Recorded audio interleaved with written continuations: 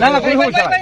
না না সমস্যা কি আপনাদের নরমাল প্রশ্ন জি বলেন, আপনি যতটুকু জানেন, যেটুকু জানেন আপনি এইটুকু যেটুকু জানেন একটু বলেন। মানে আসলে কি ঘটনা ঘটেছিল এখানে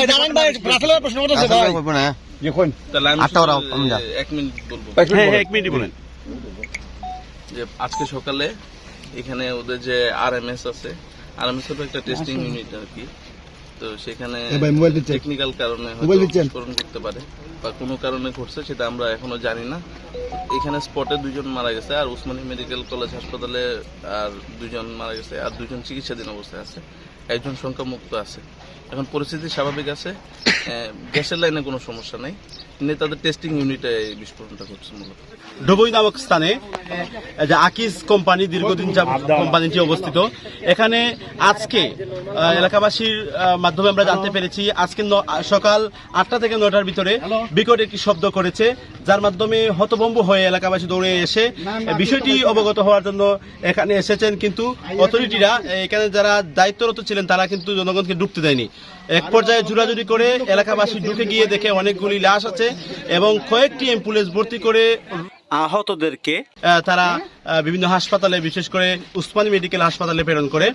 এবং আমরা অথরিটির মাধ্যমে জানতে পেরেছি এখানে ভিতরে এখন পর্যন্ত 2টি লাশ আছে এবং হাসপাতালে গিয়ে আরো 2 জন মৃত্যুবরণ করেছে। এবং পুলিশের মাধ্যমে আমরা জানতে পেরেছি যে আরো 2 জন আছেন, একজন হচ্ছে আশঙ্কাজনক এবং একজন মোটামুটি আশঙ্কা মুক্ত বলা যায়। তো এ পর্যায়ে আমরা বলতে পারি যে অনেকই হতাহত ঘটনা কিন্তু ঘটে গেছে, সঠিক সন্ধানটা, সঠিক সংখ্যা কিন্তু আমরা এখনো পাইনি। তো এখানে এলাকাবাসী বলছে যে এখানে সেফটির অভাব আছে। তো এই বিষয়ে আমরা প্রশাসনের দৃষ্টি আকর্ষণ করছি। যাবৎ এই বাহুবলের আকিজ কোম্পানিতে কাজ চলতেছে, গ্রামবাসীরা অনেকেই বলতেছেন যে সেফটির অভাব আছে এই কাজে, যে কোনো সময় একটা বড় ধরনের দুর্ঘটনা ঘটতে পারে।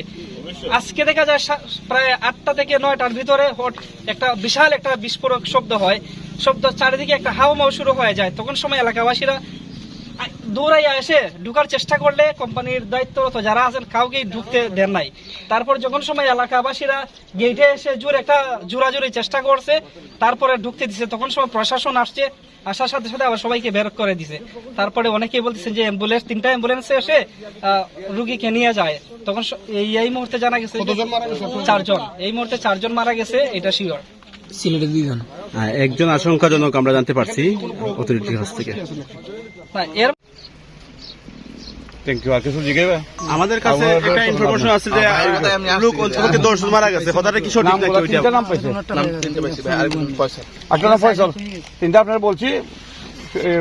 ভাই হলো প্রথম হলো ইমাম ভাই, বড় ভাই এটা ফয়সাল নামটা লিখে রে, কোন পদে আছে ফোন পদটা ভাই তা দইরো না, কিটা করতে উনি তো কইছাই বিষয় একটু দেখবো, বিশাল তথ্যটা দিতে হবে না। আপনাদের মতো করে সারাদিন ভিডিও করলেও এখানে শেষ হবে না, বুঝছেন? তো দেখছেন একটা দুর্ঘটনা ঘটছে, এটা জান আপনারা, এদের আপনারা এই বুঝেন তো সবকিছু জান। এখানে প্রশাসন আছে, সবাই আছে, সবাই হাজার হাজার মানুষ ছবি তুলছে, অসুবিধা নাই।